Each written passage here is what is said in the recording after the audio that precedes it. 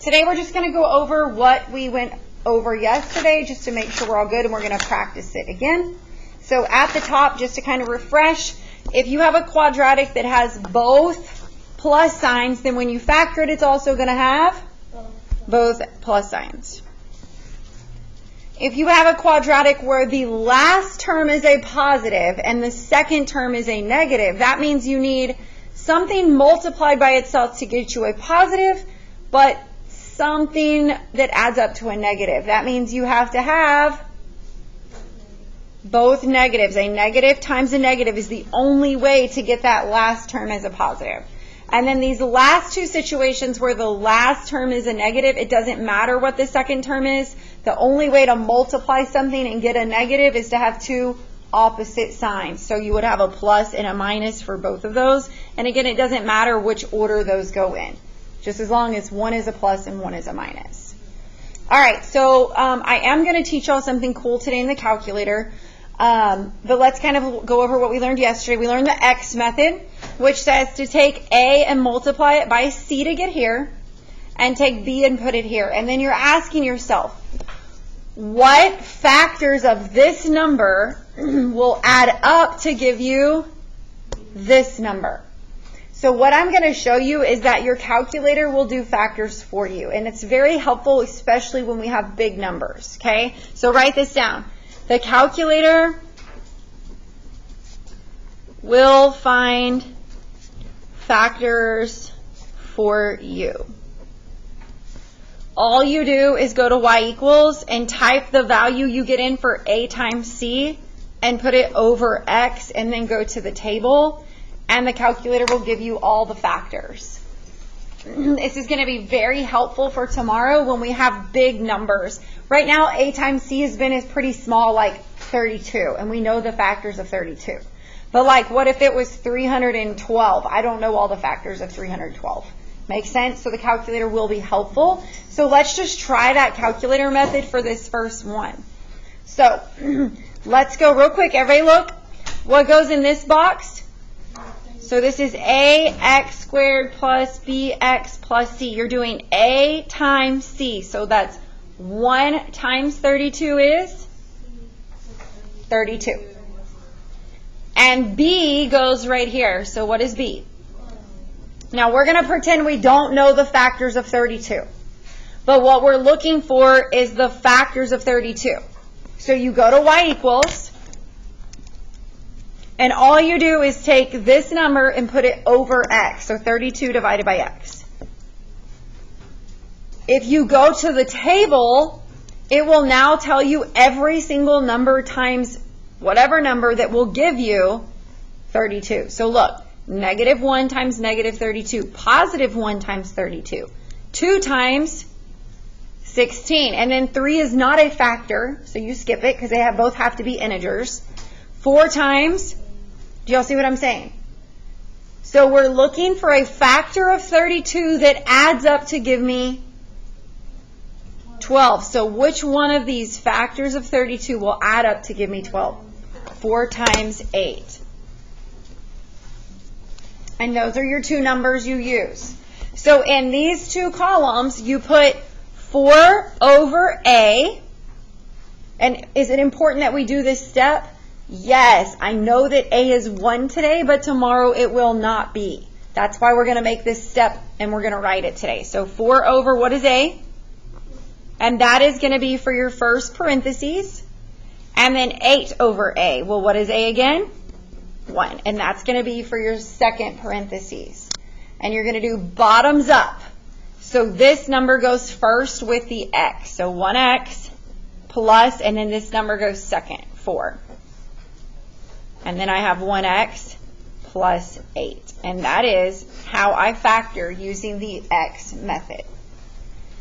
Do y'all like this for factors? I think it's pretty cool.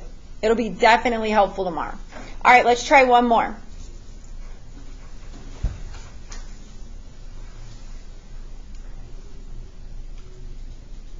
Some of y'all already did it. So you're doing A times C for this number. A times C is? 1 times 2 is? 2, and B goes right here. So I'm asking myself, what are the factors of positive 2 that would add up to give me negative 3? Well, the only factors of 2 is 1 times 2. But 1 plus 2 is not 3. But I could change these both to a negative, and negative 1 times negative 2 is positive 2. And when I add those together, do I get negative 3? So these are going to be my answers. So I put negative 1 over A, which is just negative 1 over 1, and that's my first parentheses. And then I put negative 2 over A, which is negative 2 over 1, and that's my second parentheses. And then I do bottoms up. This number gets the x, so 1x minus the top number, 1, and then 1x minus 2. Can I check my work by doing FOIL? Yes, to see if it gives me this. Any questions? Okay, flip to the back. We're only going to do one more, and we're going to do one where we solve because it's on our assignment today. And how did I tell y'all you can solve? Where did I say you could go to solve? In our calculator. What's the only thing that matters? That they're set equal to 0. So look at this first equation. Is it set equal to 0? No. So I would move this to the left by doing plus 5. So I would have x squared plus 6x plus 5 equals 0. I only could use the big X method if I want to do the factors myself, but the calculator will do it all for me. So I just go to y equals. I type in x squared plus 6x plus 5, and for the second y2 I put in 0. Second trace, option 5. And I want the answers for both intersections. So this is an answer, and this is an answer. So I move my cursor. I can't see it right now, but if I start moving the little arrows, it'll pop up. There it is. I'm going to find this intersection first by hitting enter, enter, enter. That's my first answer. X equals negative 1. And my second answer, I got to move my cursor over to that other intersection. Enter, enter, enter, and the answer is x equals negative 5. You will almost always have 2 answers. If it touches the x-axis twice, then you have 2 answers. Any questions on that? Okay, go to your notes from yesterday, and let's do the back 2 questions that we didn't do.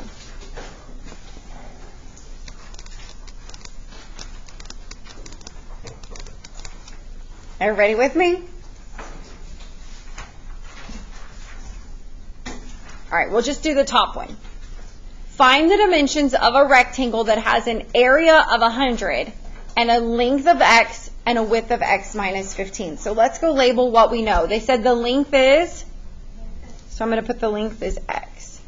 The width is, all right. And I know that to find the area of a rectangle, I must do length times width equals area. So now I'm going to fill in what I know. Do I know the length? What is it? X times, what's the width? Equals, what's the area? 100. I am now going to solve this. Yes?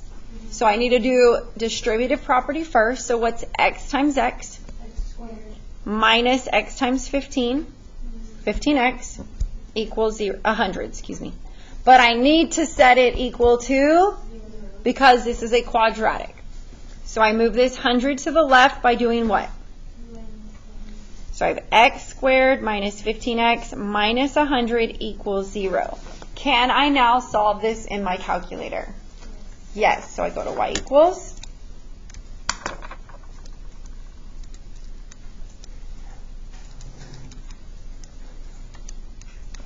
How many answers will there be?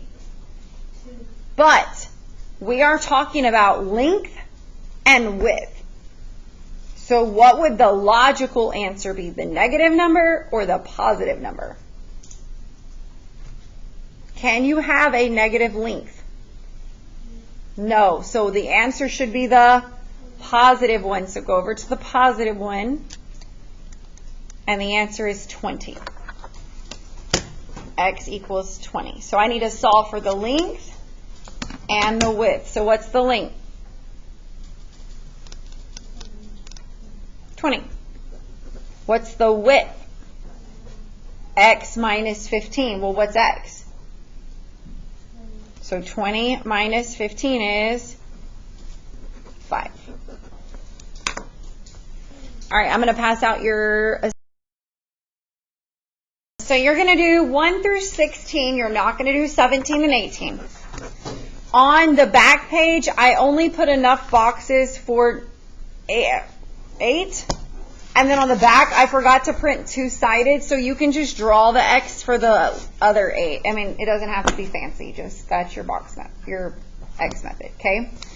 Then you're going to do 19 through 30, and they say solve, so you can do those in your... These can be done in your calculator. All you have to make sure is that they're set equal to 0. At the top, you're factoring. You're doing the X method. So your answer is just the factors, the parentheses. Okay, then you're going to omit number 31. You don't have to do it. And then you're going to do 32 and 33. It's kind of similar to the word problem we just did in our notes. And then you're going to take off 34 and 35. You don't have to do them. Do you have any questions on what to do? All right, get busy. You have lots of time.